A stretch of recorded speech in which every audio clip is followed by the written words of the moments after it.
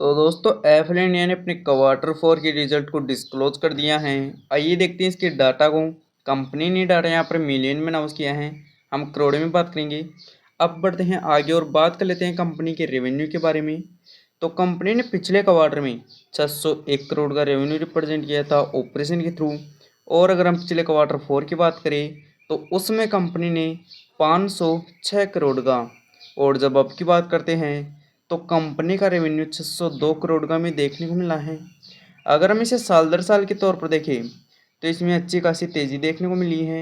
और अगर quarter quarter के बेस पर देखें तो इसमें हल्की सी तेज़ी देखने को मिली है।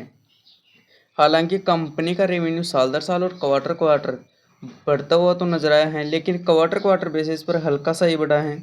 अब बढ़ते हैं आगे और बात कर लेते हैं कंपनी के खर्चे के बारे में। तो कंपनी ने पिछले क्वार्टर में 498 करोड़ के खर्चे किए थे।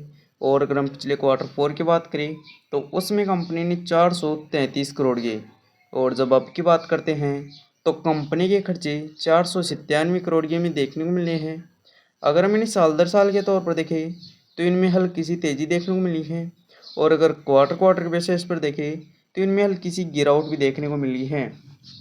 कंपनी का रेवेन्यू साल दर साल और क्वार्टर क्वार्टर दोनों ही बेसिस पर बढ़ता हुआ नजर आए हैं, लेकिन कंपनी के खर्चे का क्वार्टर क्वार्टर बेसिस पर गिरते हुए भी नजर आए हैं। यह कंपनी के लिए एक पॉजिटिव बात है कि कंपनी के खर्चे कंपनी के ऑलमोस्ट कंट्रोल में है। अब बढ़ते हैं आगे और बात कर लेते हैं कंपनी के प्रॉफिट के बारे में। तो कंपनी ने पिछले क्वार्टर में 100 करोड़ का प्रॉफिट किया था। और अगर हम पिछले क्वार्टर फोर की बात करें तो उसमें कंपनी ने 87 करोड़ का। और जब अब की बात करते हैं तो कंपनी का प्रॉफिट 103 करोड़ का हमें देखने को मिला है। अगर हम इसे साल दर साल के तौर पर देखें तो इसमें तेज़ी देखने को मिली है। और अगर हम क्वार्टर क्वार्टर के बेस पर देखें तो भी इसमें तेज़ी ही देखने को मिली है।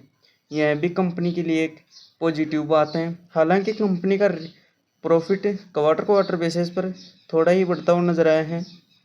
अब बढ़ते हैं आगे और बात कर लेते हैं कंपनी की ईपीएस के बारे में। तो कंपनी का पिछले क्वार्टर में 7 रुपये 15 पैसे का ईपीएस था। और अगर हम पिछले क्वार्टर फोर की बात करें तो उसमें कंपनी का ईपीएस 6 रुपये 45 पैसे। और जब अब की बात करते हैं तो कंपनी का ईपीएस 7 रुपये 35 पैसे में देखने को मिला है।